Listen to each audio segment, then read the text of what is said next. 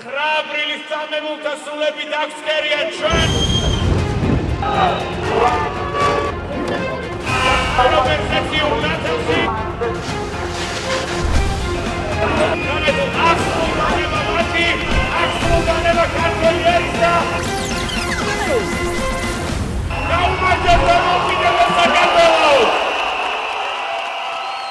მოგესალმებით, ჩემო მეგობრებო. ეს არხი უმრავლესობაა. ეს ჩემი გადაცემა ქართველების ამბავია. გამოგვიწერეთ ყველა პლატფორმაზე, გამოგვიწერეთ YouTube-ზე და გააქტიურეთ ზარის ღილაკი. საკმაოდ ბევრი რეპრესიის, საკმაოდ ბევრი პოლიტპატიმრის და საკმაოდ დიდი ეკონომიკური სიდუხჭის და მარტივად რო ვთქვათ ადამიანების გაჭირვების ფონზე შეიძლება თქვენ ნებისმიერ წამს გაგიშდეთ შთაბეჭდილება რომ როგორ იცლიან ოპოზიციონერი პოლიტიკოსები ერთმანეთთან დაპირისპირებისთვის თუ ერთის მხრივ გვეუბნებიან რომ ხვალ ეს ქვეყანა გარუზდება თუ ერთის მხრივ გვეუბნებიან რომ არაფერი იმაზე მნიშვნელოვანი არ არის ვიდრე ჩვენი ქვეყნის კეთილდღეობა და ეს კეთილდღეობა მხოლოდ გადის ერთობაზე და ერთიან სინერგიაზე მაშინ ლეგიტიმურად გექნებათ საფუძველი იმისა რომ ვიფიქროთ როგორ იცლიან ეს ადამიანები ერთმანეთზე თავდასხმებისთვის თუმცა ამას შეიძლება მეორე კუთხითაც შევხედოთ იქნებ გამართლებული იყოს წლების განმავლობაში ერთმანეთის მიმართ დაგროვილი ბრაზის ერთმანეთის მიმართ დაგროვილი უკმაყოფილების ახლა პირიქით ამისგან დაცლა და შემდგომში უფრო გულწრფელი ერთობის შექმნა ამ და სხვა დეტალებზე დღეს ნანუკა ჟორჟოლიანთან ვისაუბრებთ გამარჯობა ნანუკა პირველ რიგში მადლობა რომ დრო დაგვითმე და გვესტუმრე. ძალიან რთული იყო ეს. შორიდან მოვედი ძალიან. კი ბატონო, მოკლედ პირდაპირ დავიწყოთ მაშინ გასული დღეების განმავლობაში ბევრი ნებათა ღილვა ვიხილეთ ჩვენ Facebook-ზე, სხვა სოციალურ სივრცეში, მიშა სააკაშვილის და ნიკა მელიას ერთგვარი დაპირისპირება, ხო? რაღაც მარათონი ხატოვანი სიტყვების მოფიქრებაში, რაღაც მარათონი ლიტერატურულ შედარებებში, რაღაც ოღონდ ეს არ არის ლიტერატურული მარათონი, ეს არის ზოგადად ოპოზიციური ალიანსის და ოპოზიციის ამჟამინდელი მდგომარეობა, ნუ ყოველ შემთხვევაში ასე აფასებს მეორე მხარე. ვინ არის რაც ხდება როგორ თუ ვინ არის მეორე მხარე ქართულ ოცნებას გულისხმობ მათ პროპაგანდისტებს ამორჩევლებს და ასე შემდეგ მეორე მხარე ყოველ შემთხვევაში ასე აფასებს ამ მოვლენებსაც გასული დღეების განმავლობაში ვიხილეთ და ამ ერთგვარი დაპირისპირების ერთ-ერთი ფიგურანტად შეიძლება მოგიაზროთ შენს რადგან ვიხილეთ მიშა სააკაშვილის მხარდამჭერი პოსტი შეიძლება აღვიქვათ ნიკა მელიას წინააღმდეგ იმიტომ რომ იქ იყო რაღაც იქნება ეს ბრალდება თუ დასაბუთებული არგუმენტები ამას შემდგომ გადაცემის მიმდინარეობისას ვიხილავთ მაგრამ პირველი კითხვა ესეთი მაქვს შენთან შენი აზრით ვინ არის ნაციონალური მოძრაობა მოგესალმებით პირველ რიგში უმრავლესობის მაყურებელს ვეთყვი ვინც ახალ გვიყურებს და ჯერ არ არის ამ არხის გამომწერი რომ აუცილებლად გამოიწერეთ ეს არხი იმიტომ რომ მე ვფიქრობ რომ ძალიან საინტერესო პლატფორმაა თუ გინდათ ნახოთ ახალგაზრდები რომლებიც ფიქრობენ განსხვავებულად და მოკლედ ჩემთვის ძალიან მნიშვნელოვანია რომ ამ არხის გამომწერები იყოთ ამით დავიწყოთ ის რაც ახლა ხდება არის ძალიან კარგია ეს პროცესი უნდა მომხდარიყო ბევრად უფრო ადრე მე შემიძლია გამოვიცნო მაგალითად 26 მაისამდე გულისხმობ 4-იანზე დარტყმას მიშა აი მიშამ რა პროცესიც დაიწყო არა მიშას არ დაუწყო აბა რას არქმევ მაშინ მე დაიწყო მიშამ დაიწყო რაღაც თემებზე გულწრფელად საუბარი მიშა იყო არაგულწრფელი როდესაც მეგობრობის ხელს უწვდიდა 4-იანის ლიდერებს ამ შემთხვევაში ნიკა მელიას არ იყო გულწრფელი იმიტომ რომ მიშამ იცოდა ყველა პროცესი მიმდინარე ფარდის მიღმა მიმდინარე ყველა პროცესი იცოდა მე ვფიქრობ რომ ტოქსიკური ქორწინებაში მყოფი წყვილი რომლებსაც ერთმანეთი აღარ უყვართ, აღარ უნდათ და მხოლოდ შვილების გამო არიან ერთად, აზარალებენ შვილებსაც და საკუთარ თავსაც. აი ამას გავდა მიშას და მელიას ურთიერთობა. ტოქსიკურ ურთიერთობაში მყოფი ადამიანები იყვნენ, რომელსაც ერთმანეთი არ უყვარდათ, ერთმანეთს არ ენდობოდნენ და საჭიროება აი რაღაცის გამო იყვნენ ერთად. ორივე ამ შემთხვევაში ორივე. შესაბამისად ძალიან პოლიტიკაში ეს ბუნებრივი ამბავია, ხო? მუდმივი მარტო ინტერესებია პოლიტიკაში, აქ მithumet ეს რაღაც გზნობები და პატივისცემები საკმაოდ მეორე ხარისხოვანია პოლიტიკაში, მუდმივი მხოლოდ არის ცვლილებები და არის ინტერესები. ეს დადასტურდა მას შემდეგ, რაც მიშა სააკაშვილმა არა. ეს ზოგადი თეორია სულ დადასტურებულია. მაგრამ რაც მიშა სააკაშვილმა მოისმინა ის, რაც მოისმინა, მელიას მხრიდან ნათქვამი როდესაც გავრცელდა სატელეფონო საუბარი მიშა სააკაშვილს როგორც მოიხსენიებდა და მიუხედავად ამისა, მასთან გააგრძელა პოლიტიკური ურთიერთობა. ეს აი ზუსტად ის რომ დიდ სურათში შეეძლო რაღაცა ამბის აღქმა, ეს დადასტურდა მაშინ, რომ პოლიტიკაში არ არსებობენ სენსი და ზოგადად სენსიტიური ურთიერთობისგან დაცული უნდა იყოს. მაგრამ მინდა დავასრულო ეს ამბავი. იმიტომ რომ ჩემი აზრით მიშა სააკაშვილმა ეხლა ქნა სწორი. 4-იანის ამომრჩეველმა უნდა იცოდეს, რომ 4-იანის ამომრჩეველი მიშა სააკაშვილი არ არის. ანუ მე ვირჩევ 4-იანს, იმიტომ რომ 4-იანში უფრო ხედავ იმ რესურსს, რომ მიშა გამოიყვანოს ციხიდან არის ბლებ მამაჩემა ზურიკო ჟორჟოლიანმა. შემოხაზა 4-იანი. და რომ გაბუგონდი, იმიტომ რომ ვერ მივხვდი 4-იანად შემოხაზა. მითხრა რომ მეო ძალასო მიშას გამოყვანისო, ამ პარტიაში უფრო მეტად ხედავ, ეხლა ვიდრე 5-იანშია და იცი რამდენი ადამიანი ვიცი ეგეთი? რომ მიშას ამორჩევლები არიან, მაგრამ შემოხაზეს 4-იანს. ძალიან კარგი. რომ აწ 4-იანს ამორჩევლსაც წადინება, რომ 4-იანი არ ნიშნავს მიშას. და ეხლა წადით და პირად საუბარში კითხე ნებისმიერს ლიდერს, ძველ ლიდერს, რომელსაც პოლიტიკა იცის, თორე ხა იქ ისეთებიანენ, რომელსაც არ უნდა კითხო არაფერი. წადი ეხლა და 4-იანში კითხე ძველ ლიდერს, შენი ამორჩეველი სტრუქტური და შინაარსით არის თუ არა 5-იანი თქო. და გეტყვიან რომ კი, ძალიან კარგი პროცესი ხდება. არა, რეალურად 4-იანის ხო რაღაც ის დიფერენცია რომ უნდა ყოფილიყო, მათი ინტერესი ალბათ მეც ესეთი აღქმა დამჭა, როგორც გარეშე პირი, რომელიც უყურებდა პოლიტიკურ პროცესს, მათ შორის წინას აარჩევნოს, ხო?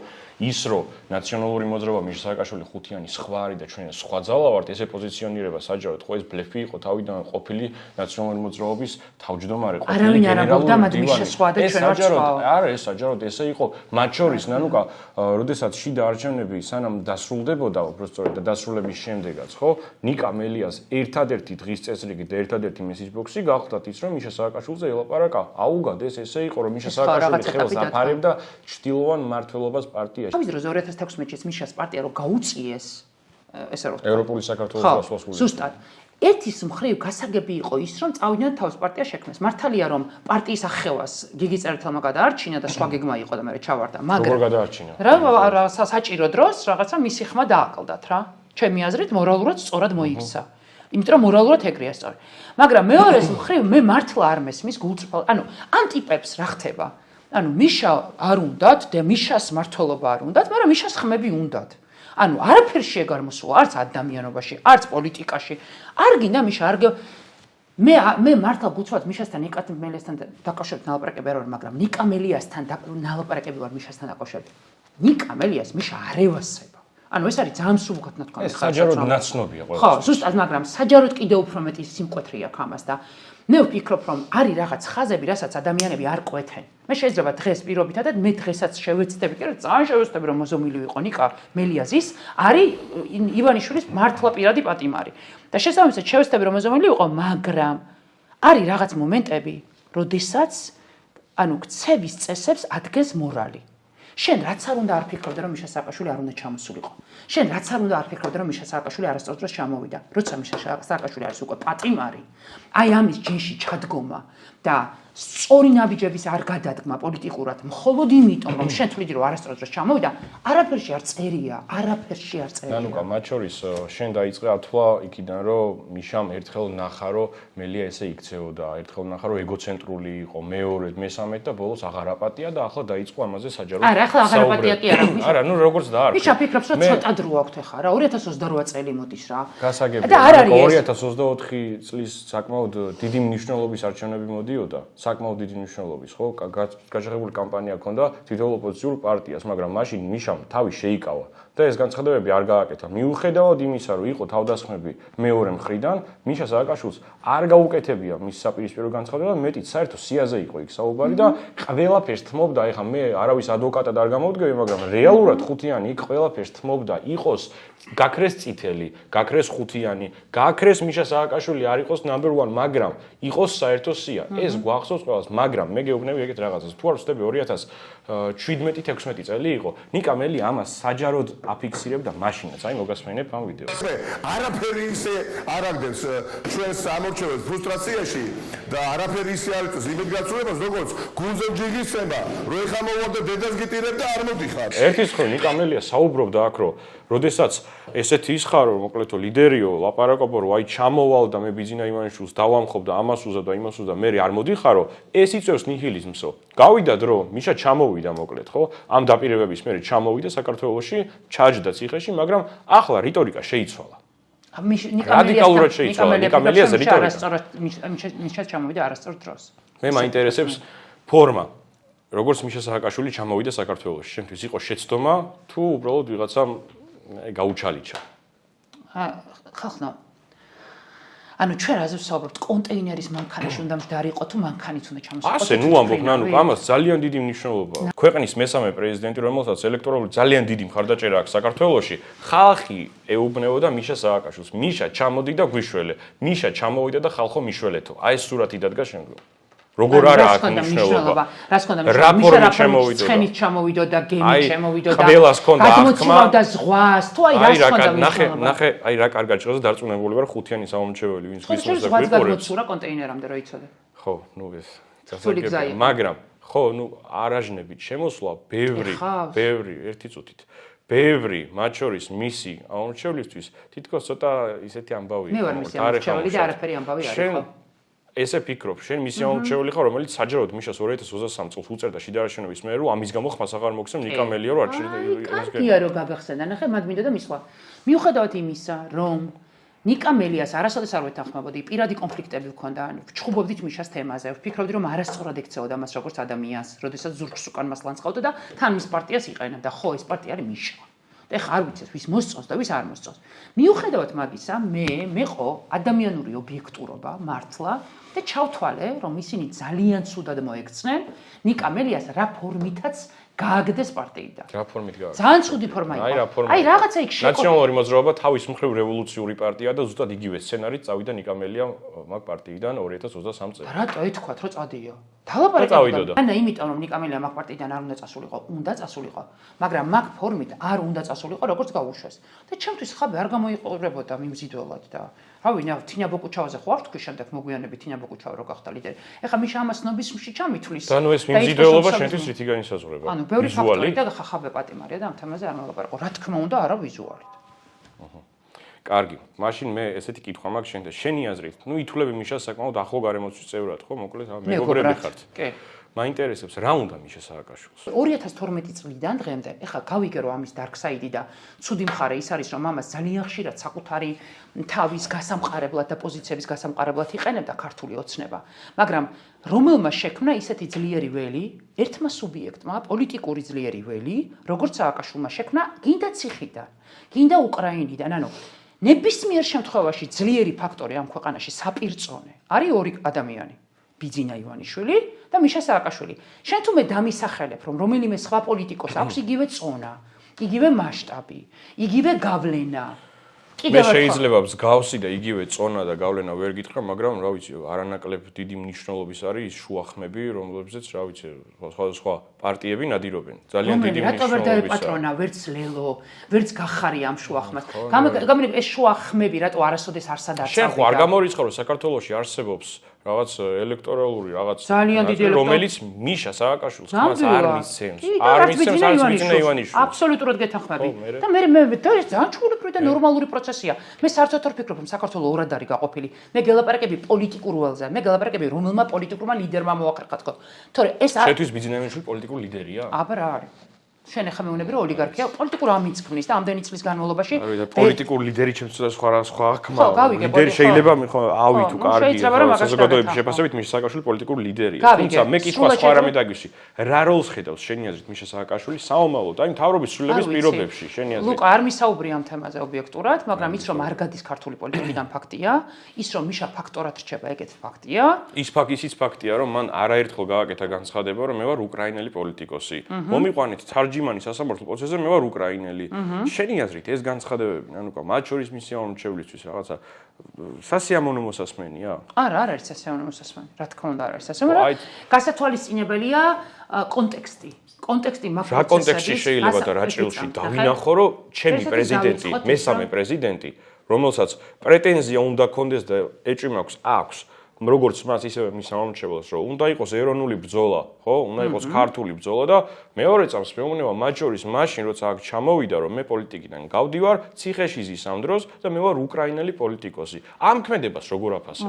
რაღაც ჩემი აზრით შეიძლებოდა იარსება რაღაცა ტიპის შანსი იმასთან დაკავშირებით რომ მომხდარიყო მისი ქვეყნიდან გაყვანა მაშინ. მე ეგრე დავინახე ეგ პროცესი, ძალიან გულწრფელად გეტყვი, მიუხედავად იმისა რომ ეს ის არ არის რაც მე ვიცი. ეს ის არის რაც მე ვიფიქრე მაშინ. და შეიძლებოდა ამის სანაცვლოდ ვინმეს მოეთხოვა მიშას პოლიტიკიდან გასვლა. შეიძლებოდა ამ ვერსიას ეარსება, რომ ეარსება ესეთ რაღაცა ტიპის მოლაპარაკებას, რომ თუ მიშა პოლიტიკიდან გავიდოდა, მაშინ მისი გადაცემა მოხდა, იმიტომ რომ მე მახსოვს საკმაოდ ისეთი მნიშვნელოვანი ადამიანი. ერთგვარ გარიგებაზე ბოდი საუბრობ ქართულ ოცნებასთან. აბა რა ქვია, შეთანხმება. ნიკამელი ამაზე საუბრობდა ზუსტად, რომ ერთი კონკრეტული ადამიანის მეშვეობით ვინ არის ეს X-ი, არ ვიცი. ალბათ, რა ვიცი, ეს კითხვაც მექნება შენთან იქნებ ვარაუდი გქონდეს. ვინ არის ეს X-ი, წარმოდგენა არ მაქვს, მაგრამ ბიძინა ივანიშვილთან და ქართულ ოცნებასთან მიხეილ სააკაშვილი საუბრობდა. აქ იყო საუბარი იმაზე, რომ სააკაშვილი ეს იყო საჯარო, რაზეც მე შენ გელაპარაკები ხა, ეს არ ყოფილა რაღაც კულუარული. ღიად ვითხოვდით ამას. ამაზე ღიად სამკურნალოდ გადაიყვანათ მრავალპროფილურ კლინიკაში მიხეილ სააკაშვილი. და ამაზე იყო მოწოდებები ჩაწერილი, ანუ რას ამბობს ნიკამელია, რაც არ იყო საჯარო. ამაზე ვწერდით სხვადასხვა ცნობილ ადამიანებს. ეს იყო ღია მოწოდებები, რომ გადაიყვანათ. რატო გამოიწვია აღშფოთება? აღშფოთება კი არ გამოიწვია, რაღაცნაირ ფორმალურ. შენი პოსტი გამოიწვია. ჩემი პოსტი ამასთან დაკავშირებით და ამას არ მოყოლია. რამდენიმე წუთში ნიკამელიას პოსტი ის კონტექსტი დავასრულე. კი ბატონო. და შესაბამისად ჩვეულებრივი პროცესი, ღია პროცესი იყო, მომლაპარაკებლები ჩამოდიოდნენ, უკრაინელები შედიოდნენ ციხეში, მერე გამოდიოდნენ, მერე საელჩოში მიდიოდნენ, ანუ ამ პროცესში საჯაროდ იყო ყველა ჩართული. ეს იყო ძალიან ჩვეულებრივი პროცესი. სწორედ ამას ვამბობდი, წეგან ამას გულისხმობდი, რომ არავინ ფარულ მოლაპარაკებაში ბიძინა ივანიშვილთან არ იყო. ეს იყო საჯარო, რომ მიშა უნდა გადაიყვანათ მრავალპროფილურ კლინიკაში სხვა ქვეყანაში. აქ საუბარი იყო კონკრეტულ პიროვნებაზე და შენ მეუბნები, რომ ეს კონკრეტული პიროვნება არ არსებობს. არ მithქვამს მსგავსი, შენ შეკითხვაც კი არ დაგისვამს მაგასთან დაკავშირებით. მე არ მეგონი გავიწყდება, ნანო, არა, მე მგონი შენ გავიწყდება, შენ სხვა დიალოგი გაგეონია, რომ ეხლა აქ შედგა. ნიკამელია საუბრობს ამაზე, რომ კონკრეტული პირის მეშვეობით მიხეილ სააკაშვილს ჰქონდა მოლაპარაკებები ქართულ ოცნებასთან. ხო, გავიგე, მე არ ვიცი რა ზალაპარაკობს ნიკამელია. არც წარმოდგენა გაქვს ეს კონკრეტული პირი ვინ შეიძლება იყოს. აი, არ ვიცი. ვინ ჩამოიყვანა? აი, ვინ ჩამოიყვანა არის სხვა თემა. ის ტიპი რომ არ აკავშირებს, იგივე ტიპია ამბობს, კი. არ ვიცი. მე თავის დროზე მქონდა ჩემი ეჭვები, რომ მიშა ჩამოიყვანა ვანო მერაბიშვილმა. ეგრე ვფიქრობდი, რომ მე ვანო მერაბიშვილს ამ ფიგურად უყურებ ნაციონალურ მოძრაობაში, რომ შეეძლო ეს გაიკეთებინა. მე ეს წარმოდგენა მაქვს მასზე, მაგრამ გადავამოწმე და შემიძლია დაზუსტებით გითხრათ, რომ ეს ვანო არ აღმოჩნდა. რომელმაც ის დაარწმუნა, რომ ჩამოსულიყო. მეც ვიცი, რომ არსებობს ვიღაც ადამიანი, რომელმაც მიშა დაარწმუნა, რომ საქართველოში უნდა ჩამოსულიყო და იყოს სწორი დრო. და ამას განამ არ მარტო ვიცი, არამედ რაღაცები მიდასტურებს, რომ მიშას ეგონა სხვა რეალობა. რაზეც ახლა არ ვისაუბრებ. და ხო, ეს არ გამართლდა. არა, მე მართლა მაინტერესებს რა წარმოედგინა აქ რო შემოდიოდა, რა შეიძლებოდა მომხდარიყო. არ ვიცი, ჩვენ ახლა ამაზე უნდა ვიმარჩიოთ. არა, რატო საინტერესოა საზოგადოებისთვის ეს, აი მიხეილ სააკაშვილის ამდენის ფიგურას რა შეიძლება წარმოედგინა, რომ შემოვა ქვეყანაში და რა მოხდება. აი არ ვიცი. მართლა გულწრფელად. შენთვის გაურკვეველია. არა, ჩემს გაურკვეველი არ არის, უბრალოდ არ ვიცი. პოსტში ახსენე ესეთი რაღაც, რომ იმდროინდელ ლიდერშიპს ნაციონალური მოძრაობისას მე ველაპარაკე. და იყო, რა ვიცი, უყვირეთ ერთმანეთსო. არა, მე და ნიკამელია მოყვირათ ერთმანეთს. არა მარტო მე და პეტომაც. და რა მოხდა, რა იყო რაღაცა თქვა გაურკვეველი. ანუ მიშა რა ჩამოვიდა და რომ გაბრაზდნენ ესენი, რომ რას ქვია მიშა ჩამოვიდაო. მოკლედ მაშინ უნდა დაწყებულიყო და სხვათა შორის იმ დროს პირველი იმ მასშტაბის აქცია, რა მასშტაბის აქციაც აი სპონტანურად მოხდა. იყო სააკაშვილის თემის ირგვლივ. შემდეგ უკვე იწყება დაგეგმა აქციების და არაფერი არ ხდება. ანუ მიშას ირგვლივ არაფერი არ ხდება და მაშინ თქოს რომ ეს არის ხა არჩევნები, ჩვენთვის ეს თემა იქნება წამგებიანი და მოდი ამ თემასთან დისტანცირება გავაკეთოთ. მიშასთან დისტანცირება უნდა და ნიკამელიას? კი, რას ლაპარაკობ? ხსენებაც კი არ უნდა და მე ერთ-ერთმა ეხა არ ვიცი იმ გოგოა უბრალოდ და არ ვიცი ხა სწორია, საკმაოდ ისეთი გამოკვეთილი ლიდერია ნაციონალურ მოძრაობაში და ამიტოვალა რომ აი 17-ჯერ ვახსენე ამ კვირაშია და ანუ არ არის ეს მოქმედი ლიდერია ნაციონალურ მოძრაობის? დღესაც თავმჯდომარეა? არა, თავმჯდომარე არა. თინა მაშინ არის. ერთი ადამიანი დარჩა მაშინ. რატო არის რამდენიმე კიდევაცა გოგო არ არის ერთი და ორი. გამოკვეთილი. და მოკლედ ის არ აქვთ. მითხრა რომ მე 17-ჯერ მყოსო ამ კვირაში მიშა ნახსენებიო და მაშინ რაღაცა მიშა კეთროვანი იყო რომ ის ხსენებაც არ იყო სწორი. და მაზიანებსო ეს მიშა რო მიშას რო ახსენებ მაზიანებს. შესაბამისად მაშინ ხდებოდა ეს დისტანცირება მიშასთან ძალიან პერსონალურად. მე მოკლედ მიშა მიხვდა რომ აქ ესენი არაფერს არ გააკეთებენ და მომწერა რომ იქნებ აქციები დაიწყო ჩემ თემასთან დაკავშირებით და წერილი მომწერა. მოკლედ მე რო ეს ამბავი გავიგე და მიშა ძალიან უნდოდა რომ პარტია ამას ჩართულიყო და იქნებ ყველაფერი გააკეთო რომ ეს პარტიასთან ერთად მოხდესო. მე ჩემს მეგობარს ვუთხარი რომ არ ვიცოდი ეს პარტიის სტრუქტურა როგორ უნდა მეკონტაქტა, ვისთან უნდა მეკონტაქტა, არ ვიცოდი და თან მაშინ რაღაცნაირი ტურბულენტობა იყო, შეგნით ვერ გავიგე ვისთან იყო რა. და მითხრეს რომ იერარქია ვერ გაიგო. ხო, ძალიან რთული იყო. და მითხრეს ესეთი რამე რომ და თან ვიცოდი რომ მელიასთან აზრი არ ქონდა, მოკლედ და ვერ გავიგე ვინ უნდა მეპოვა ვისთანაც მოლაპარაკებას აზრი აქნებოდა და მითხრეს რომ მოკლედ პეტუაო ის ადამიანია რომელთანაც ხო, რომელთანაც უნდა აწარმოო, ანუ პეტოსთან უნდა გაარკვიო და ნუ ნიკამელიაც მნიშვნელოვანია რომ ნიკამელი ამას ასაფორტებდესო, იმიტომ რომ ეს შემადგენლობა ნიკამელიას გარშე არაფერს არ იზამენო, ნუ ნიკასთან ვიცოდი რა ლაპარაკს აკონდა. და პეტო ძალიან გამეხარდა, იმიტომ რომ პეტო და მე ძალიან ახლო მეგობრები ვართ და მეგობრებზე უფრო ახლობლები ვართ, აი ძალიან ახლობლები ვართ რა. რას თხოვდი ნანუკა, რა გინდა? აქ იყო საუბარი ძალიან მინიმალურ თანხაზე, რომ დავთვალეთ სადღაც ახლა ამ თანხასაც იმიტომ ვასახელებ, რომ მაყურებელმა არ წარმოიდგინოს რაღაც მილიონებს და გრანდიოზულ მოთხოვნას რაღაც 30-40 აქციის ორგანიზებისთვის. ხო, აი 40,000 ლარი გვჭირდებოდა რა, მეტი არაფერი. და მოკლედ მე ის ჩვენი რესურსით ჩავატარეთ, თემოჯანაშია, გერსო და მე ჩვენ სამნი ჩვენი რესურსით გავაკეთეთ ის ყველაფერი. მაგრამ ძალიან მნიშვნელოვანი ის კი არ იყო რომ უარი მითხრეს და თან მას შორის მე ძალიან ისეთი იყო რომ ამ პარტიაში მიშისტები ვნახე. ანუ ბაქ პარტიაში ხო იყო ეს რაღაცა დაყოფილი ფლანგები რა და შევეცადე რომ მოლაპარაკებები წარმოებინა ისეთი ტიპებთან ვიცოდი რომ მიშა იყვნენ და მითხრეს რომ ვერაფერს ვერ ვშვებთ და ძალიან ვერ ვქენით ვერაფერი ძალიან გულდაწყვეტილები იყვნენ მაგრამ აქ საუბარი არის ფორმაზე. ნახსოვს ციხესთან ვიყავით და აქცია ტარდებოდა, აი წარმოუდგენელი რაღაც ფიცარი ეგდო და გამოსვლელები იყვნენ და გამოვხედა პეტონ და მითხრა რომ აი როდესაც უკვე ძალიან უსიამოვნება მოგვივიდა ისეთ რომ საჯაროთაც დავარტყი რომ აუ ესო არ ეყოფაო ანუ არ ეყოფაო ეს ისეთი ირონიული და ცინიკური იყო მისი მხრიდან რომ წარმოუდგენელი აი როგორია რომ მიშაში პრობლემებს ვერ ხედავ აი მე რომ პეტო ისევ მისი გარემოცვის ირგული ვისაც ახლოვეს დავინახე ესეც ჩემთვის გაუგებარი იყო ანუ მე მესმის რაც უნდა მითხრათ ახლა რომ დიდ ჭრილში დიდ სურათში ხედავს და მესმის რომ ეს ეხავს მაგრამ აი რაღაცები ჩემთვის არის აუხსნელი იმიტომ რომ ხო არ გონია რომ რამე დავუმალე მირჩევდნენ რომ პატიმარს ამ დეტალებს არ უნდა მიწერო იმიტომ მე პოლიტიკოსი არ ვარ მე რომ მისი მეგობარი და უთხრა რომ მე არ მაინტერესებს ეს შიდა ინტრიგები მე ყველაფერს მიწევ და რაღაც 18 ფურცლიანი წერილი მივწერე, დეტალური აღწერი და საბოლოო ჯამში ძალიან მალე ეს ხალხი სახელები და გვარებით 17-ჯერ ვინახსენა და დაითვალა, იქ ვიღაცისთვის საკმარისის დაგდებული ფიცრული რო იყო, ნიკა მელიამ რა საოცრებები მელაპარაკა ტელეფონზე მიშა. მე მას უთხარი რომ არ ჩამოსულიყო და არ მაინტერესებს, რომ საპორტი არ იქნებაო. და მე ვესაუბრებოდი რომ პატიმარკაცზე გელაპარაკები თქვა, რომ ციხეში ზის თქო და გელაპარაკები იმაზე რომ ძალიან მნიშვნელოვანი იყო იმ კამპანიის დაწყება მაშინ რომ ქვეყნიდან გაეყვანათ, რომ სხვა ქვეყანას წაეყვანა, უკრაინაზე იყო ამ შემთხვევაში ლაპარაკი და ძალიან მე იმის განსტაკი არ მქონდა რომ აქციები მიშად გარეთ გამოვიდოდა. ეს იყო მნიშვნელოვანი, იმიტომ რომ ჩვენ გვეჩვენებინა მნიშვნელობა და ის რომ ხალხის დამოკიდებულება და როგორი ხალხი მოდიოდა, იცი, რუსთავის ციხესთან? მიშას რომ აგინებდნენ, აი როგორი ხალხი ერთვებოდა, იცი ამ კამპანიაში, მიშას ვალერი გელბახიანი მახსოვს. ანუ არ მინდა რომ მართლა მიშას მაგინებელი ტიპები, რომლებსაც არ ევასებოდათ მათ შორის პოლიტიკა, ყველა ჩაერთო ამ კამპანიაში და ხუთიანის ლიდერები მეუბნებოდნენ, რომ არა, ჩვენ ამაში არ ჩავერთვებით. მათთვის ზედმეტი თავის ტკივილი იყო მიშას ამ ქვეყანაში ყოფნა და საპატრონო ობიექტი გახდა, ხო, ფაქტობრივად. ანუ არ ვიცი, მაგრამ არ ვიცი რა ქვია საპატრონო, არასაპატრონო. პატიმარი იყო და მიშა სააკაშვილმა ის დაიმსახურა, რომ ფიცრულზე მეტი გაეკეთებინა. აი დაიმსახურა მაგ პარტიაში ეგ რა. მე და ნიკა ერთმანეთს არ ველაპარაკებოდით. დიდი ხნის განმავლობაში ერთმანეთს არ ვესალმებოდით. ერთმანეთს ქუჩაში ხვდებით. ნიკა მელია მიშას აგინებდა ტელეფონზე? ანუ წარმოუდგენელ სიგიჟებს ამბობდა მიშას. აი მართლა წარმოუდგენელ სიგიჟებს და თან ამისი არ ერიდებოდა, იმიტომ რომ მე რომ მეუნე ვიცი რომ ეს ანუ ამას მიშა გაიგებს, ამას ვიტყვი, ამას გამოვალ სტატუსად დავწერ და მოუყვები ახლა დაახლოებით მაინც თუმცობით.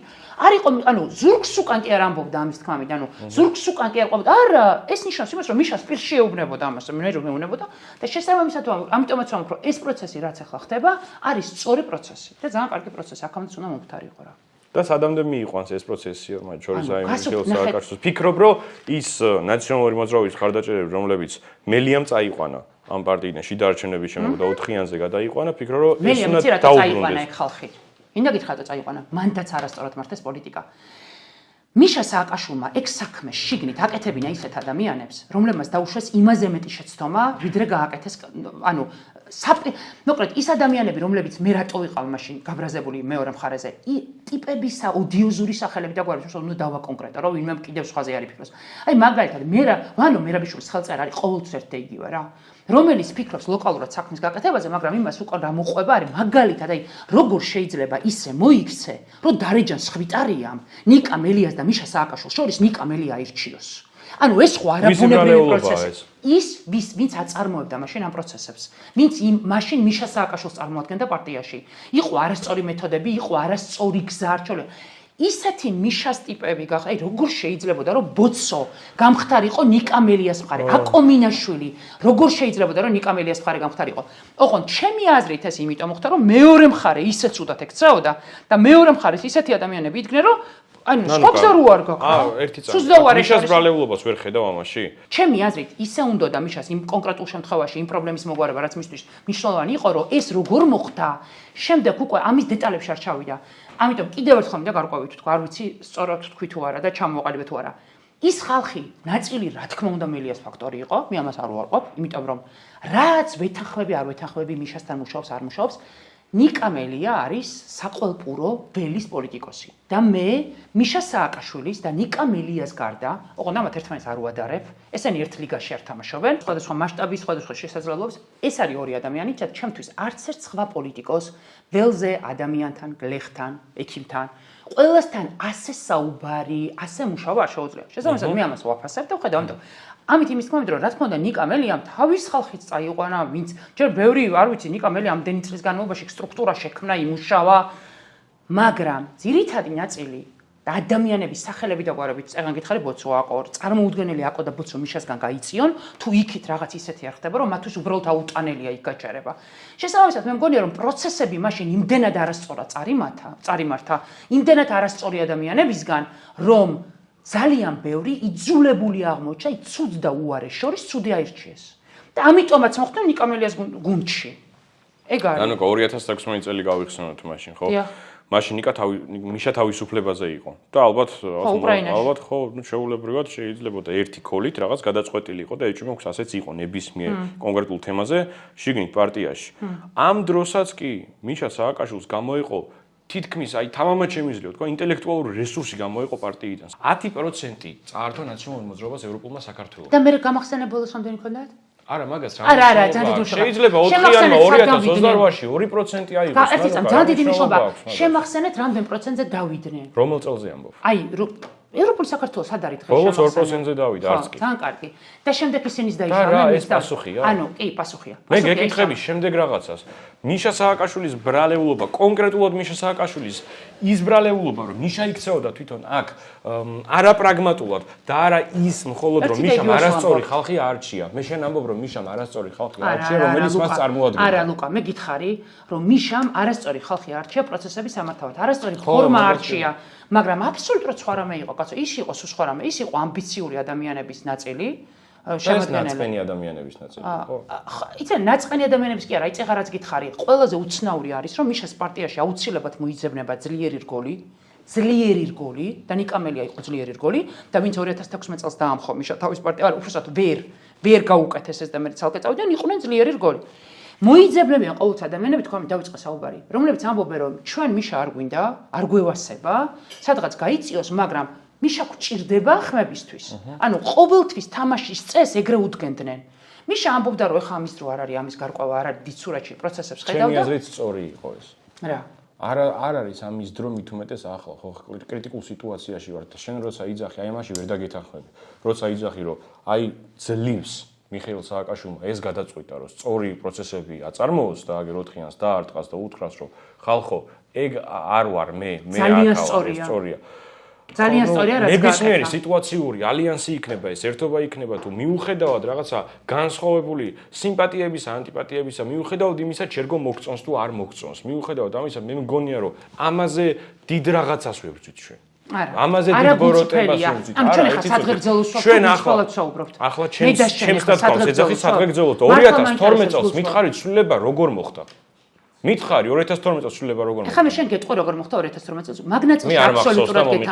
მაგნაწილში აბსოლუტურად გეთანხმები ის რომ ბიძინა ივანიშვილმა გოგა ხაინდრავას და ირაკლი ალასანიას მამამისი შვილის ერთ ფლანგზე დაყენება მოახერხა იყო სიგიჟე, ან ის რომ მაგალითად არ ვიცი რა ვქვა თინა ხიდაშელი და ვიღაცა მარგინალი პრორუსებიც ერთად იდგნენ, ეგეც იყო სიგიჟე, მაგრამ მაშინ იყო მზაობა. დღეს ჩვენ ვართ რაღაც დიდი ეგოების ჯახილთან, რაღაც არ ვიცი რასთან გვაქვს საქმე, როდესაც ყველა პერსონალურ თამაშს თამაშობს. ანუ მაშინ იყო მიზანი, მიშას გადაგდება.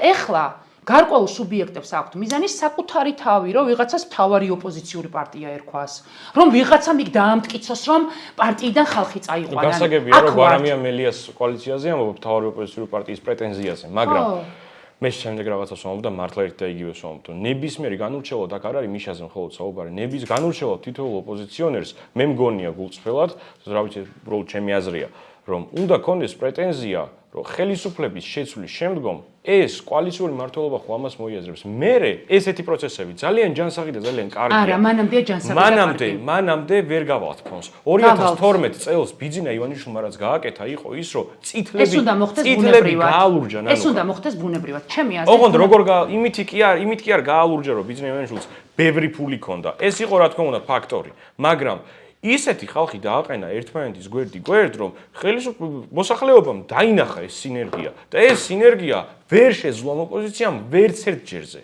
ვერც ერთ ჯერზე ვერ შეძლო ზუსტად ამ ეგოების გამო და ახლა ამ პროცესს რაც მიმდინარეობს გასული დღეების განმავლობაში შენ ჯანსაღს და სწორს ეძახი. კი, ძალიან სწორი პროცესია. ვიღაცებს იცი რომ ამისთვის ბოდიში არც ხელათ ეხლა რა.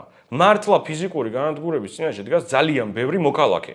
ძალიან ბევრი პატიმარი. მათ შორის მელიაც, შენი აზრით, მათ შორის მელიაც, სააკაშვილის და ყველა პატიმარი, რომელიც რიგითი მოქალაქეებიც ხო შეეწირნენ ამ პოლიტიკურ ბრძოლებს და რომ იცოდე მაინც, რა ვიცი, ბევრი დრო არა აქვს ამ ხალხს.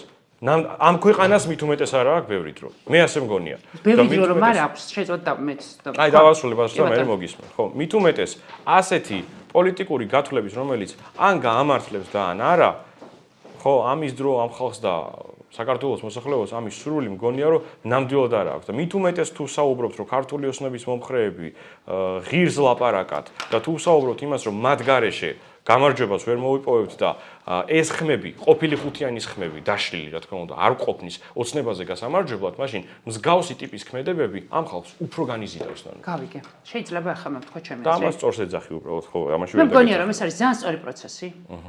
მე მგონია რომ საკითხი ასე უნდა დაისვას 41, 5, ოღონდ 5. აი რაღაცნაირი 5 კი არა, თან ვარ 5 და თან არ ვარ 5, თან მიშა ვარ, მაგრამ თან არო. არა, 5-იანი, ყველაფერს თავის სახელი უნდა დაერქვას. 5-იანი. შენ იაგოს მოდელს მიყვები, ხო? იაგო ხუჩიას მოდელია ეგ. აი იაგო თუ ასე ფიქრობს, ყოჩახი იაგოსკენ ვარ. 5-იანი უნდა იყოს 5-იანი. აქეთ რაც დარჩება, დარჩეს. და საინტერესოა ვნახოთ რა დარჩება. აი აქეთ რომ მიშა, ანუ თავისი მკვეთრი პოზიციით იტყვის რომ ის მხოლოდ 5-იანია და სხვა ნომერს არ წარმოადგენს, მაინტერესებს 4-იანი არჩევნებში რა სიზამს. გულწრფელად მაინტერესებს აი ამ შლეიფის, მიშა შლეიფის garaშე. მე ისე მახსოვს და თუ შეიძლება დავასრულებ. ოღონ ამ პროცესის შემდეგ იცი რა უნდა მოხდეს? მიშა უნდა მიხვდეს, რომ პარტიაში უნდა ჩაატაროს დიდი რეორგანიზაცია. დაღლილი ადამიანები ხელისუფლებაში მყოფი ადამიანები, რომლებსაც რაღაცნაირად არც ველზე მუშაობა უნდათ, არც ის უნდათ, არც ეს უნდათ, დაღლილები არიან. იმ ადამიანებს უნდა უთხრან, რომ მადლობელი ვარ შენი. მოდი სადმე შორს კი არ წახვიდი, აქვე იყავი. უნდა ახალი ადამიანები მიიყვანოს პარტიაში, ძველებთან ერთად, იქ ძველი ძალიან ბევრი კარგია და შესაბამისად, ჩემი აზრით, რევოლუციური ცვლილებები უნდა გააკეთოს 5-იანში. აი თუ ამას ხო, 5-იანში. თავისი ადამიანები, თავისი ამორჩევლები უნდა დააბრუნოს თავისთან სახლში, 4-იანიდან უკვე უნდა წამოიყვანოს, 5-იანში რევოლუციური ცვლილებები უნდა გააკეთოს და უნდა თქვას, რომ აი ხა ეს ვარ მე. ეს იქნება იდეალური და ძალიან კარგი. ყველაფერს თავის სახელი უნდა დაერქვას. და ძალიან კარგი პროცესები ხდება. გასაგებია, ნანუკა, მითხარი მიშას ერთი თვისება, რაც აი მუდმივად რა, პერმანენტულად იწვევს რაღაც დინამიკას ამ პარტიაში, ხო, ვიღაცის უკმაყოფილებას, ვიღაცის განხეთქილებას, ვიღაცის წასვლას, ვიღაცის რევოლუციური სურვილების გაღვივებას და ხო, ალბათ ლოგიკურად ეს რაღაც მომენტში მიხეილ სააკაშვილისგან მოდის. აი ეს ერთი თვისება მითხარი მიშას. ჩემი აზრით ალბათ მე მგონია რომ სულ ესეთი იქნებოდა, მაგრამ ალბათ პრეზიდენტობის შემდეგ ძნელია რომ აი არ იყო რაღაცნაირად იმპერატიული ტონის რაღაცნაირი ესე დომინანტი ტიპი და მგონია რომ მიშა ეგ არის დომინანტია, რომ პარტიაში და ეს ჩანს მისი მხრიდან იგრძნობა. მგონია რომ ეხლა როდესაც რაღაცა თუ თვითონ ფიქრობს რომ რაღაც აზრი არის ძალიან სწორი, მისი გადარწმუნება შეიძლება იყოს რთული, რაც სხვას აღიზიანებდა შეიძლება. და მიშას ფაქტორი არის ძალიან რთული, არ არის მარტივი საურთიერთობო არ არის. და შესაბამისად ეს ალბათ ვიღაცებისთვის არის ის რომ ადამიანებს რომლებსაც ამბიცია უჩნდებათ რომ თვითონ შეუძლიათ ამინდის შექმნა, ლიდერად ყოფნა, ეს ალბათ ვიღაცისთვის ისეთი არა. შესაძლებელია, მაგრამ არა იმ პარტიაში. იქ დიაპაზონი მაღალია, მიშაა და იმის იქით არ უნდა იყოს. მოკეთ, მე კი ვიცი. ავია თუ კარგია მოცემულობა ეს არის. კრიტიკოსები ბევრი გამომიჩნდებიან, ეხლაც ამას დამიწერენ, რომ ეს არ არის სწორი პარტიული სტრუქტურა. ჩემი აზრით, 5-იანი არის მიშა სააკაშვილი. არის მიშა სააკაშვილი. და როგორც კი ამის აღქმას კარგავენ იქ ლიდერები და გადაწყვეტენ რომ 5-იანები თვითონ ხდებიან, აი ეს იწვევს დისონანსს. ჩემი აზრით ლიდერი უნდა იყოს, ვინც იცის რომ 5-იანი არის მიშა სააკაშვილი. აი თინა ვაკუჩაო. თინა იცის რომ 5-იანი არის მიშა სააკაშვილი. ნანუკა ერთი კითხვას მაქვს და დავასრულოთ ნელ-ნელა გადაცემა. მე მაინტერესებს ბიძინა ივანიშვილი შენთვის ტერია, ტრადაღი ხო? ქვეყნის ტრადაღი ხო? ჩვენს პერსონალურ ტრადაღი. პერსონალურ ნანუკა ჟორჟოლიანის მტერი რო არის, ბიზნესმენი ეს ლოგიკურია, მაგრამ ხო, ქვეყნის მტერია. ნახე როგორ უყურებ ამ საკითხს. და როდის გახდა ეს ცხადი შენთვის? რომ ბიძინა ქვეყნის მტერია. ანუ შენ გაინტერესებს მე ვფიქრობ თუ არა რომ მან ააშენა სამება? აი მე ხო აი მივხვდი ზაითაც მე. ერთი წუთი აი შენ თვითონაც რო გაიხსენო, აი ეს ნანუკა და აი ეს ნანუკა. ბევრი კარგი გაკეთებული საქმე და ბევრი სიკეთე დაგვიგია ყველას ვინც ახლა აქვს ხედავთ, რომ ბიძინა ივანიშვილს ეს ასე იყო? უფრო მეცად გეტყვი. კიდევ ერთხელ? სიკეთე დაგვიგია ყველას ვინც ახლა აქვს ხედავთ. ასე ვფიქრობდი? ასე ფიქრობდა მიშაც მაშინ. რას ფიქრობდი ნანუკა ეს? ეს იწამით დავასრულებ თუ შეიძლება. სამების კუთხით გეკითხები, რას ფიქრობდი? რომ სამება ეყოფა ყველაფერს. ჩემთვის ბიძინა ივანიშვილი იყო ადამიანი, რომელიც კრიზისში მყოფ, გაკოტრებულ პოლიციას საკუთარი ჯიბიდან აძლიერებდა. ნაციონალური მოძრაობის რა კარგი ადამიანი იყო ეს. და მე ეს ლეგენდები მესმოდა წლების განმავლობაში. უანგაროდ აკეთებდა თუ არა, ეს უნდა შეესწავლა ვანო მერაბიშვილს და მის სტრუქტურებს, მე არა, როგორც მოქალაქეს. შინაგან საქმეთა სამინისტროს, კონტრდაზვერვას და შესაბამის სამსახურებს უნდა შეესწავლათ, ეს გულწრფელი იყო ბიზნეს მხრიდან თუ არ იყო გულწრფელი. მე ვიყავი რიგითი მოქალაქე, რომელსაც იმ ადამიანების მხრიდან რიგითი მოქალაქე. შენ შეგეძლო რაღაც გარკვეული ამინდის შექმნა, მათ შორის პოლიტიკურ ток-შოუებზე მეტად ნანუკა შენს გადავიცემ, რა ვიცი ხა ამ პათოსით რო გელაპარაკები ბუდის გიხდი, მაგრამ მე მგონია რომ კრიტიკული შეცდომა დაუშვით იმ დროინდელმა, რა ვიცი როგორც სახელმწიფო პროპაგანდებმა, ასევე თუ შეიძლება დავარქვათ ამას რაიმე ტიპის პროპაგანდა, შენ მეორე მხარეს, ანუ ნაცმოძრაობაზე განაწყენებულ მოსახლეობას აჩვენე რომ ბიძინა კაი ტიპია. აჰა, გეთახვები. და კიდევ ერთხელ ვამბობ. ნუ ამ გადასახედიდან კი, სრულად გეთახვები. მაგრამ კიდევ ერთხელ ვამბობ, რომ ჩემი ინფორმაციის წყარო, რომ ეს ასე არ არის, უნდა ყოფილიყვნენ შესაბამისი ადამიანები, ვისი გარემოცვაც იყო ბიძინა ივანიშვილი და მაშინ ბიძინა ივანიშვილი იყო ნაციონალური მოძრაობის გარემოცვა. და მაშინ მე იმ ადამიანებისგან, ვისაც ჩემზე გავლენა ჰქონდა, ვისაც მე ვუჯერებდი, ვისაც მე ვენდობოდი, ვინც მაშინ ხელისუფლებას წარმოადგენდა და ხელისუფლებაში გავლენიან ადამიანებს წარმოადგენდნენ, მე მეუბნებოდნენ. შენ წყაროები გადაცემაში ხელისუფლებისგან ჰქონდა ხოლმე? თუ შეიძლება დავასრულებ, მეუბნებოდნენ, რომ ეს არის ძალიან მაგარი კაცი, რომელიც ძალიან ბევრ კარგ რამეს აკეთებს, რომელიც პატრულის შექმნაში და ძალოვანი სტრუქტურების გაძლიერებაში იქ ვიღაცაებს პრემიებს აძლევდა და ეხმარებოდა. მე ეს მესმოდა იმ პოლიტიკური ფიგურებისგან, რომლებსაც მე ვენდობოდი. ხო, მე მგონია რომ სამება ბიზნესია, მგონია კი ზუსტად ვიცი ბიზნესში სამება არაუშენებია, არასწორი ინფორმაცია, რომელიც მოსახლეობის ძალიან დიდ მონაწილემა დაიჯერა. სამების აშენება რომ დაიწყო, იქ ფანდრაიზინგი იყო, სადაც ბიზნესმენები, მოქალაქეები ძალიან კანონიერი ქურდები, ნებისმიერი, ხო, რწმენა ყველას აერთიანებს, ნანუკა რწმენა აერთიანებს ქოცას და ნაცსაც და აერთიანებს, რა ვიცი, ნებისმიერი შეხედულების ადამიანს. სხვა წამსის ტიპებსაც, ხო, პატრიარქის გასვენებაში, რა ვიცი, ვნახეთ მუსლიმების, ვნახეთ ნაცებიც, ჩვენ და ქოცების ახალგაზრდული გვერდიგვერდ ერთად ვიდექით, ხო, ბევრ რამეს აერთიანებს ეს და სამება ააშენა მოსახლეობამ პირველ რიგში. ბიძინა ივანიშვილი დაეხმარა მას. გასაგებია. დაეხმარა. მესმის. და მთლიანად მივაწერეთ ეს ბიძინა ივანიშვილს და ვიცით თან მით უმეტეს ამ ქვეყანაში რწმენა რამდენს ნიშნავს მოქალაქეებისთვის და ხო ქრისტიანული სახელმწიფო ვართ, თუ არ გვაქვს სახელმწიფო რელიგია, მეტწილად საქართველოს ისტორიულად და ყოველთვის ქრისტიანული სახელმწიფო იყო და ამ პროპაგანდამ ძალიან დიდი როლი ითამაშა ბიძინა ივანიშვილის მოსვლაში ხელისუფლებაში, რამაც გამოიწვია ახლა ეს ფატალური შედეგი. და შენ შეკითხვას დავუბრუნდები, რომ ბიძინა ივანიშვილის წრობასთან დაკავშირებით. იმ გადას მე ვარ ის ადამიანი, რომელიც ფიქრობს, რომ 2012 წელს ეს სრულება უნდა მოხდარიყო. მაგრამ არა ბიძინა ივანიშვილის ხელით. ანუ მე და შენ ამ თემაზე გვისაუბრებ, ვიცი შენი მოსაზრება, მაგრამ მე ვფიქრობ, რომ ნაციონალური მოძრაობა უნდა შეცვლილიყო 2012 წელს. მე ასე მგონია.